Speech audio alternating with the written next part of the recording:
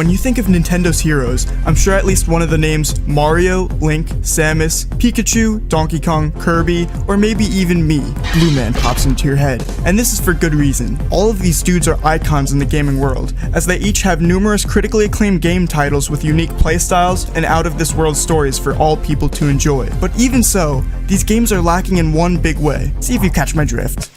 Mario's tasked with saving the Mushroom Kingdom from an evil turtle. Link has to save the mystical land of Hyrule from an evil guy wielding a magic triangle. Donkey Kong has to stop an evil banana hoarding alligator. The real Blue Man is trapped in the void, and yeah, I think you see what I mean.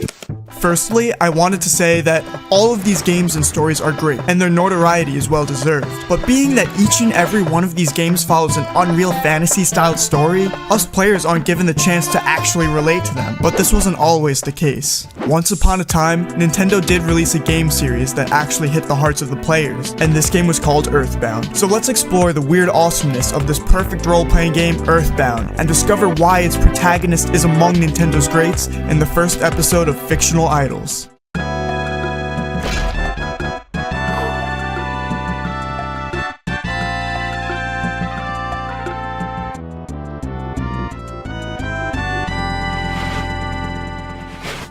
Unlike the other titles I mentioned earlier, Earthbound's story takes place in the world that we live in today. There's no castles to siege or Goombas to destroy, but instead there's cities to explore and friends to meet. In Earthbound, there's something for all people to enjoy. Earthbound is a freaking fantastic game, but sadly, when Earthbound first hit the market in 1994, it failed horribly due to its puke-worthy advertising campaign. The only reason why people know about Earthbound today is due to the fact that the main protagonist was featured in a little game called Smash Bros. And then little nerds like me were like, ooh, cool, who's this magic boy? But really, who is this magic boy? Well, honestly, the title of the video gives it away, but let's not kill the suspense. So who is this magic boy? Well, his name is Ness. And this boy, Ness, is actually a god slayer. He wields a battle axe and strikes his foes down with his overwhelming strength. And, no, I'm joking. Ness is just an ordinary 13-year-old boy that attacks local stray dogs with a baseball bat. Oh, and he does have psychic powers, so there's like some fantasy, but still a video game, guys, chill. Within the beginning of Earthbound's story, you take role of this average boy and head out with your dog and the neighborhood snob on one fateful night to explore a crash-landed meteor. But this is not your average meteor, which you soon notice when you realize it doubles as the home of the mighty 𝗣𝗥𝗧, an intergalactic time-traveling bee. So, to make the story even weirder, this comet-dwelling insect tells Ness that he's the chosen one, destined to stop a mysterious evil force called 𝗣𝗥𝗧 from taking over the world. So from here, the story basically goes as follows. Ness accepts 𝗣𝗪𝗪's quest and takes on the world with his 3 new friends, Paula, Jeff, and Pooh. Yes, the character's name is Pooh, and it's not a joke. To stop the mysterious 𝗣𝗥𝗧. While the end goal of Earthbound is a bit fanatical, within the brunt of the story, you follow this team of kids as they explore all parts of the world and get a bite of what it is to really live. This may be a stretch to say, but as they explore the world, you really get a sense of what your own world can be if you simply get out of your own home and take a look outside. I'm gonna leave the talk about Earthbound's story for another video, as that's a whole new bag of worms, but I do want to continue to talk about the little dude Ness. Ness is one of Nintendo's greatest heroes, and for me to explain this, we need to go back to the night when 𝗣𝗪𝗪 told Ness he was the hero to be. So even though Ness was 13 years old and barely had the power to fend off a stray dog, Ness accepted the mission, left home, and trekked on to do all he could to help save the world. Keep in mind that before this night, Ness was living his own average life just like you or me,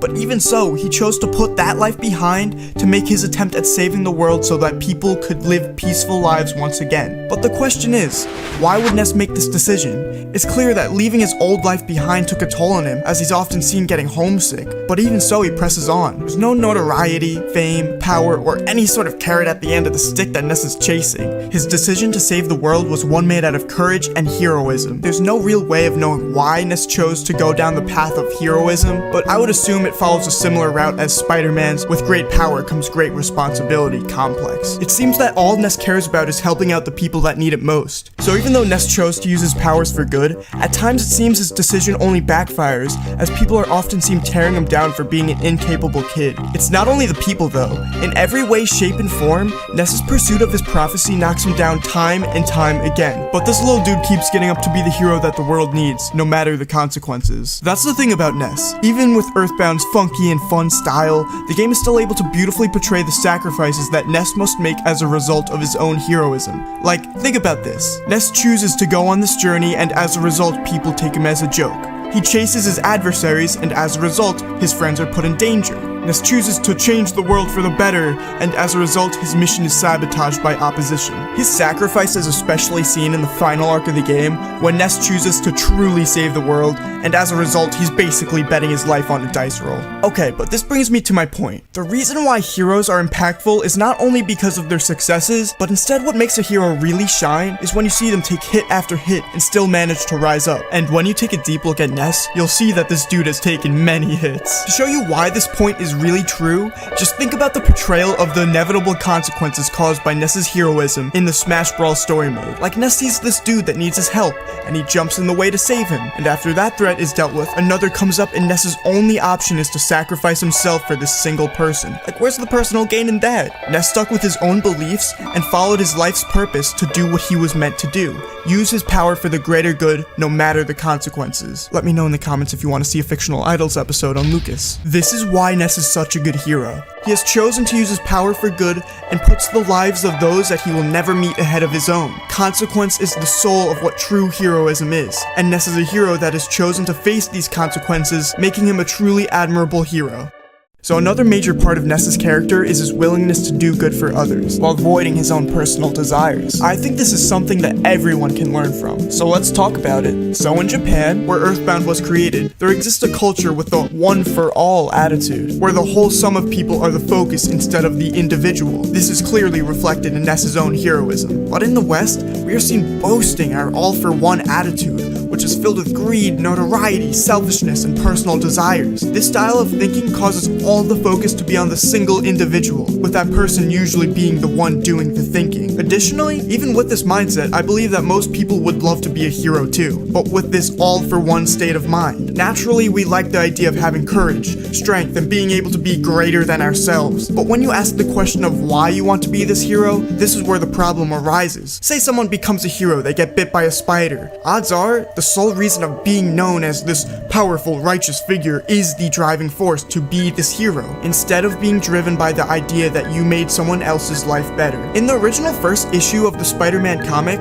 this idea is seen as Peter Parker mistakenly uses his powers to get money and to feel superior to his peers, instead of being the one hero for all people. He later learned his lesson. Now, if you think about Ness, you might realize that he's the epitome of the one-for-all hero. And this fact brings me to my next point. Since the Western world lives in a culture of the all-for-one, by playing the simple 16-bit masterpiece known as Earthbound, us players actually have a chance to learn from Ness and expand our focus to those around us. The very fact that Ness is a simple, regular kid like you and me are, or once were, just opens the ability for us to naturally envision ourselves within this character. Also, Ness is a silent protagonist, so who this kid really is throughout the Earthbound adventure is truly up to your own interpretation. To close this video off, I want to note one last thing. When you wholeheartedly do good for others, good is bound to come full circle. Good inspires good, and smiles inspire smiles. You see this in Earthbound when Ness's positive actions lead to positivity from others, like when Ness helps the Runaway 5 music band. In return, they help Ness get past some spooky ghosts. Or when you save this little cute Mr. Saturn species, they end up building you something cool in return. This game is riddled with these cause and effect results of your own good actions. So I recommend you giving Earthbound your first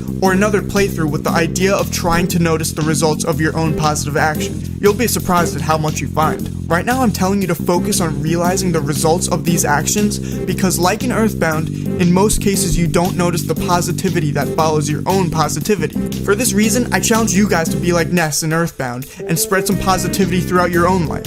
Like, yeah, maybe you can't be the hero against 𝗣𝗥𝗧, but in today's world, the real heroes are the ones that spread their own goodness and keep others in mind. So take some time out of your day and do something out of your own ordinary to make someone feel just a bit better about their own day. Who knows, you might end up becoming a silent hero to someone else's life, like how Earthbound was to ours. So basically what I'm saying, Ness is pretty cool, and I think he's a hero that could help brighten up all of our own lives. I just think it's tragic that Nintendo has chosen to neglect the possibility of any new releases from the series. But who knows, maybe we'll get something cool. So anyways, thank you guys for watching, and let us on the MATTCHU channel know what positive things that you did for someone else today. If you'd like to see a specific hero up next on Fictional Idols, toss a comment below. Okay, so thank you guys for watching. New videos coming out soon, and oh wait, what's this? Alright, so let's see here. Alright, so alright. Hello, Blue Man. Put this antenna on your head to awaken the power of the dragon. Best MATTCHU? Alright, don't mind if I do. Alright, so I'll just grab this here, put it on my head, and now what?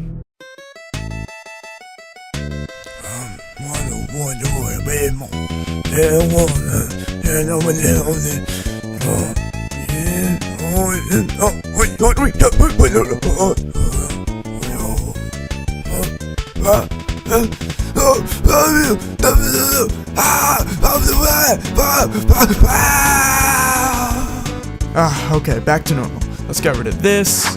And so hey guys, it's nice to not be ugly for once, but since I'm back I figured I'd give you guys an insider scoop of what's to come. But the next video is going to be on why the new Xbox sucks, so stay tuned for when that comes out in like 2 weeks. But if you guys got any thoughts, ideas, gripes, loves, or whatever right now that you want to share, toss a comment or even join the community Discord and get to know all the friends that we already got on deck. So I'll see you guys again soon and peace out.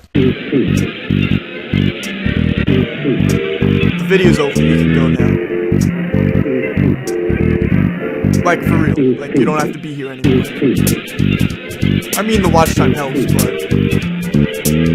Alright, you do you. Adios.